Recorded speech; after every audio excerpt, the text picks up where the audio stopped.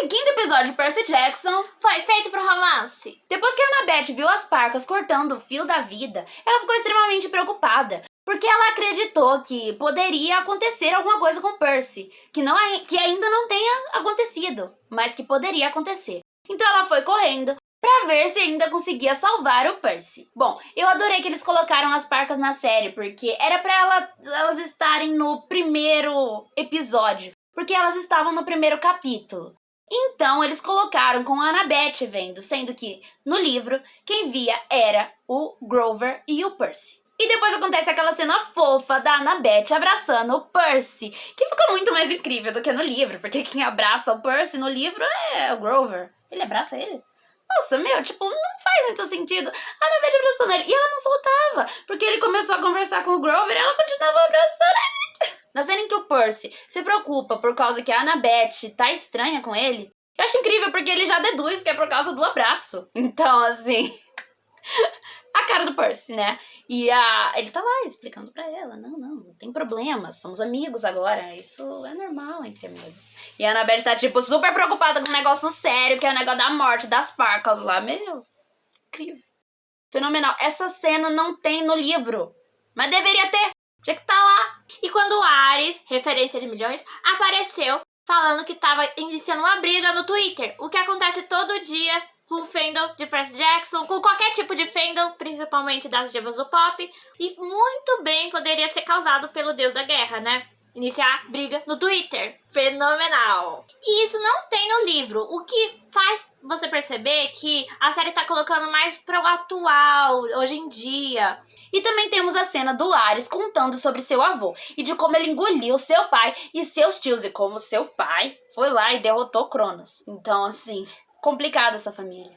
Mas ainda iremos contar sobre a história de Cronos e seus filhos na rede vizinha. Na entrada do parque, o Percy e a Annabeth, eles vão os dois juntos. No livro, o Grover vai junto também. Porém, quando eles vão entrar no túnel do amor, o Grover fica pra trás, porque só tinha lugar para dois. E ficou muito legal esse negócio do Grover ficar com o Ares conversando, e o Grover ainda fã do Ares. Isso foi lindo. O Grover nessa série tá outro nível. Na entrada do parque aquático, Percy fala que parece muito com um filme de terror. Annabeth fala que confia nele, mas que nunca assistiu. E aí o Percy meio que convida ela pra ir no cinema ou assistir algum filme, falando, a gente vai ter que resolver isso depois que acabar toda essa missão. Essa cena não tem no livro.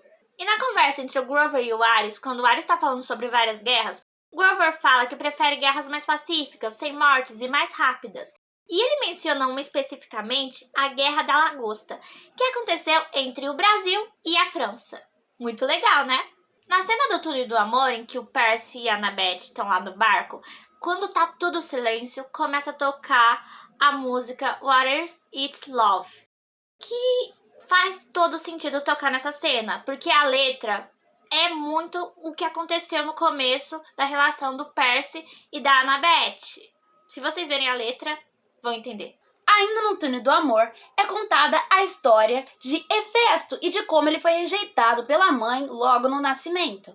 Ele foi jogado do Monte Olimpo no nascimento dele. Então, porque ele era feio e ainda assim, depois que ele foi jogado, ele ficou manco. Por isso que depois ele aparece mancando. E o surto veio, gente! Finalmente, Annabeth chama o Percy de cabeça de alga. E uma cena muito linda em que ambos estão tentando se sacrificar pra sentar na armadilha lá do Hefesto e tal. É muito linda essa cena. E era o que todo mundo tava esperando. Temos a aparição de Hefesto, finalmente. E ele é completamente diferente do que o Percy descreve nos livros. Ele parece uma pessoa gente fina e ele não é feio, não. Porque nos livros o Percy descreve ele como uma pessoa difícil de ser observada. Ele não consegue olhar direito pra ele. Ele fica desviando o olhar porque ele é muito feio, entende? Então, assim, eles deixaram um cara com uma aparência bem simpática, sabe? E só manco. A única coisa, assim, fiel é que ele é manco. Eu prefiro assim porque, cara, é gente fina. Ele constrói um monte de coisa legal. Um velhinho bonzinho. Um velhinho gente fina, um velhinho bonzinho, né? Então, assim, existem deuses muito piores do que ele, Zeus. Então, assim, Hefesto tá ok, curti. Na cena em que a Annabeth fala que não vai sair sem o seu amigo, que é o Percy, ela fala que o Percy é do bem, não é ruim, como os outros deuses, como Zeus, Ares e até a mãe dela, Atena. O que faz com que Hefesto sinta afeto por essa situação, por causa que ele também não quer ser ruim como Zeus, Ares e esses deuses. Então ele solta o Percy da armadilha e ele fala que vai falar bem da Annabeth para Atena. E fato curioso, Hefesto e Atena são muito amigos. E também iremos contar sobre a história de Atena em um outro vídeo. Detalhe, na rede vizinha. E temos Percy Jackson peitando Ares, falando pra ele se ligar, porque senão ele vai saber quem realmente é o Percy. Essa cena é muito parecida com o do livro.